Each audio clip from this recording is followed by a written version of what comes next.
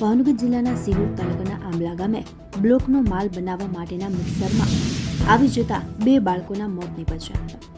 આંબલા ગામે વિપુલભાઈ કરમટિયાના બ્લોક બનાવવાના કારખાનામાં કામ કરતા પરપ્રાંતીય મજૂરના બાળકોનું મોત નીપજ્યું. નિલેશભાઈ પાગોર નામના શ્રમિકના 2 પુત્રો રાજવીર ઉંમર વર્ષ 4 તેમજ જયવીર ઉંમર વર્ષ 1.5 નામના બંને બાળકોના મોત નીપજ્યા હતા.